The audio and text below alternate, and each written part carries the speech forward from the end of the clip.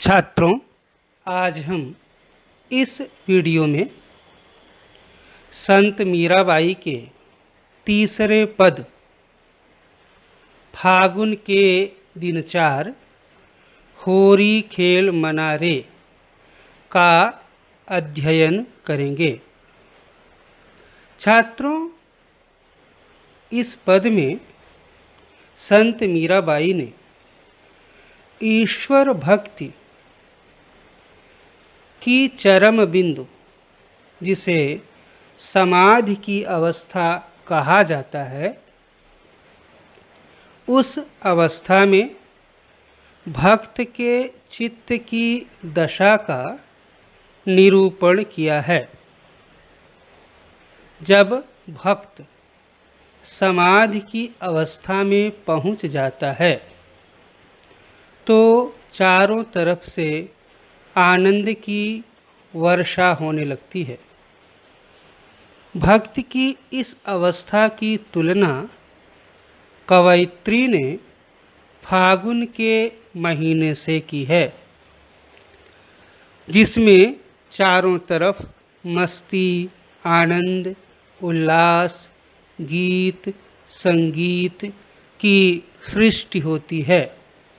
जब भक्त समाधि की अवस्था में पहुंच जाता है तो पूर्ण रूप से ब्रह्मानंद में डूब जाता है।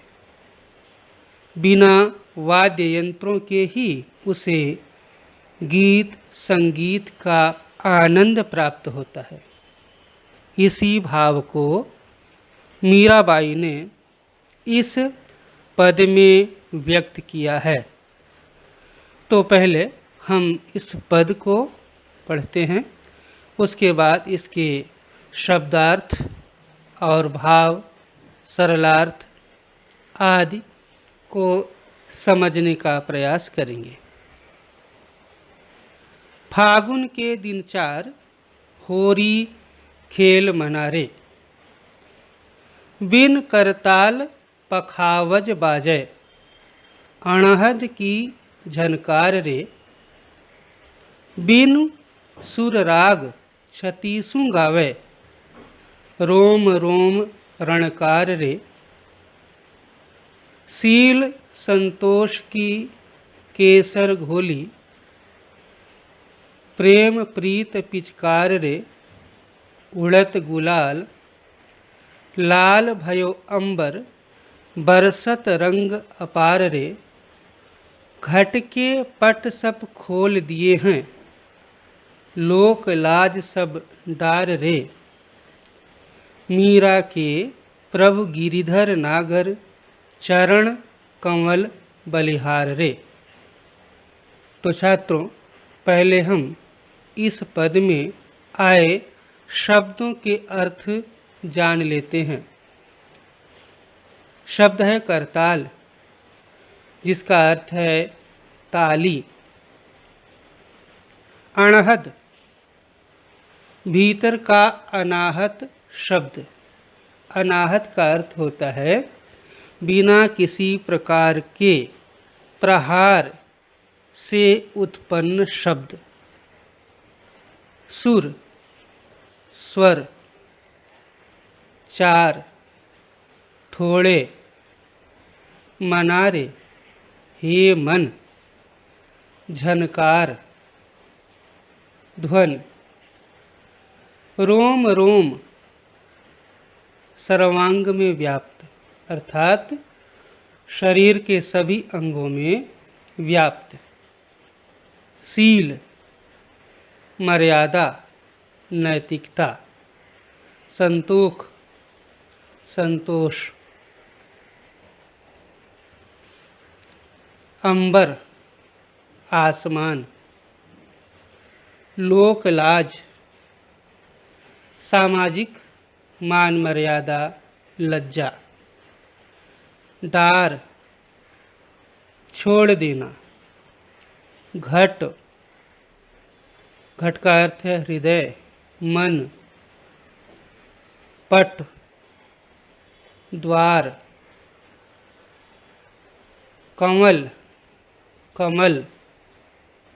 बलिहार, न्योछावर। तो छात्रों, इस पद में मीराबाई का ये आह्वान है कि हम सब अपने आप को उनके आराध्य देव श्री कृष्ण की भक्ति में तल्लीन कर लें, उनकी भक्ति से सराबोर हो जाएं। क्या कह रही हैं? फागुन के दिन 4।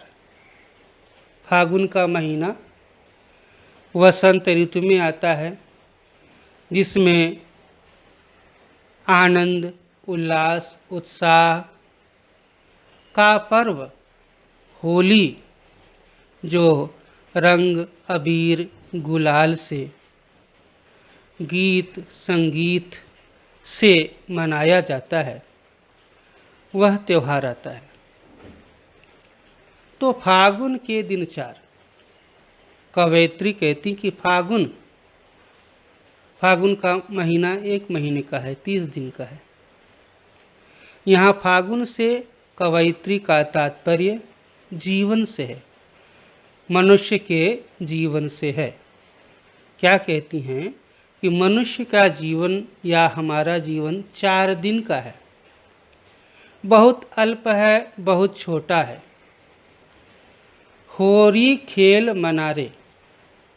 तो हे मन, जो यह हमारा छोटा सा जीवन है, 4 दिनों का जीवन है, इसे व्यर्थ मत जाने दो।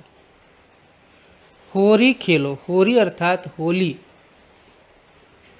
यहाँ होरी खेलने से कवयित्री का तात्पर्य है कि हम सब श्री कृष्ण की भक्ति में रंग जाएं, क्योंकि होरी किससे खेला जाता है? रंगों से खेला जाता है। तो हम सब क्या है? होरी खेलें, अर्थात श्री कृष्ण की भक्ति में हम रंग जाएं, रम जाएं, लीन हो जाएं, तल्लीन हो जाएं। उससे क्या होगा? देखिए, कहती हैं कि होली के सभी प्रकार के आनंद आपको उस श्री कृष्ण की भक्ति में लीन होने से प्राप्त होने लगेंगे। कैसा लिख रही हैं? बिन करताल पखावज बाजे। पखावज ढोलक के आकार का एक विशेष प्रकार का वाद्य है।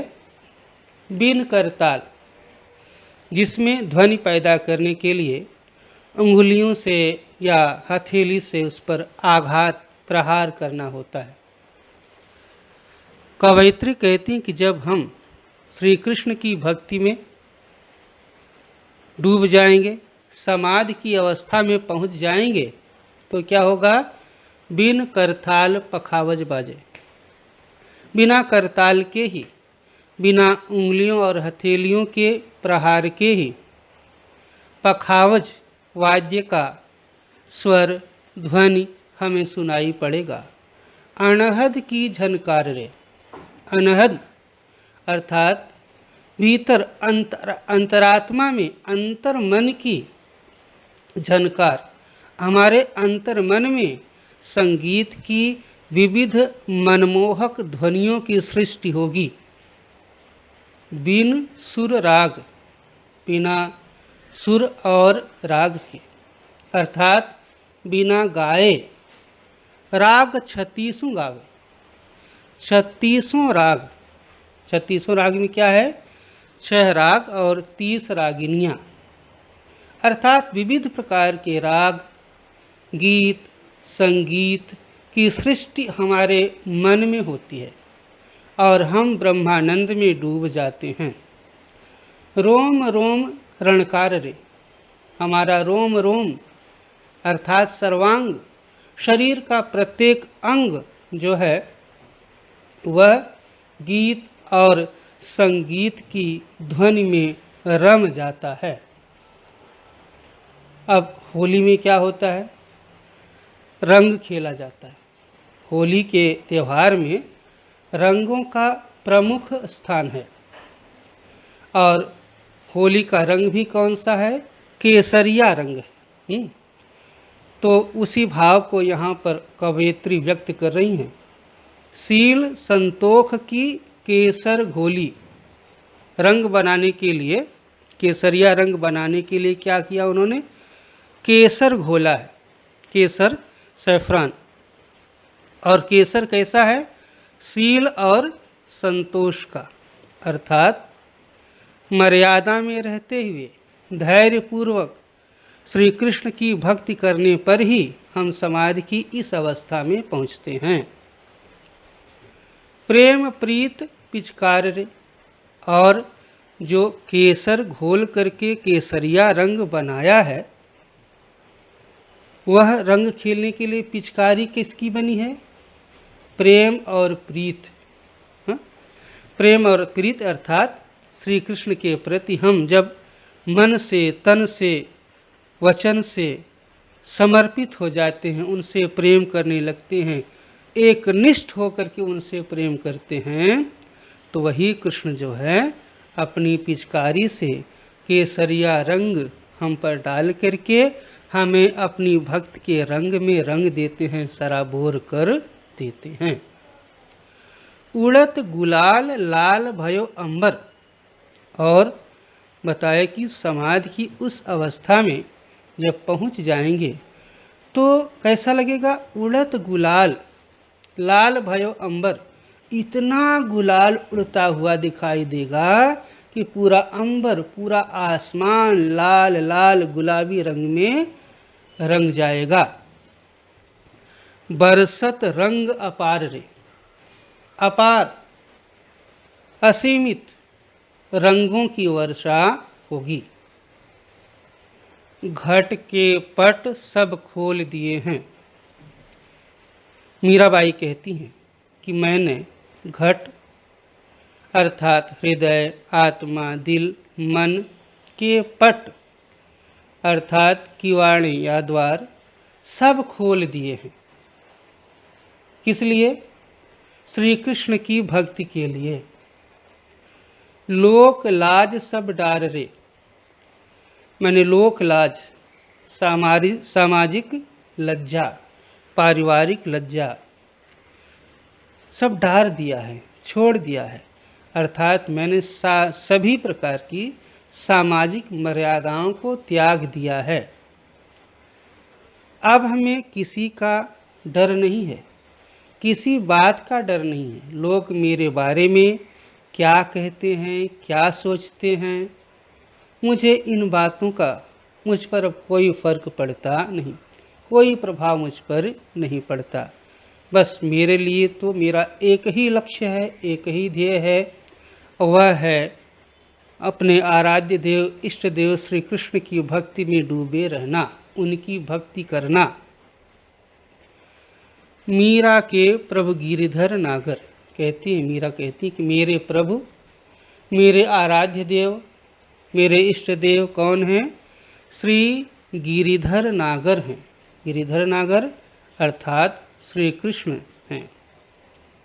चरण कमल बलिहार रे, मैं उनके कमल रूपी कोमल चरणों पर बलिहारी जाती हूँ, अर्थात मैं उनके चरण कमलों पर न्योछावर हूँ, समर्पित हूँ, हर प्रकार से मैं उन पर बलिहारी हूँ। तो छात्रों, इस तरह से ये तीसरा पद समाप्त हुआ। आशा है आपने इसके भाव और अर्थ, शब्दार्थ समझे होंगे। धन्यवाद।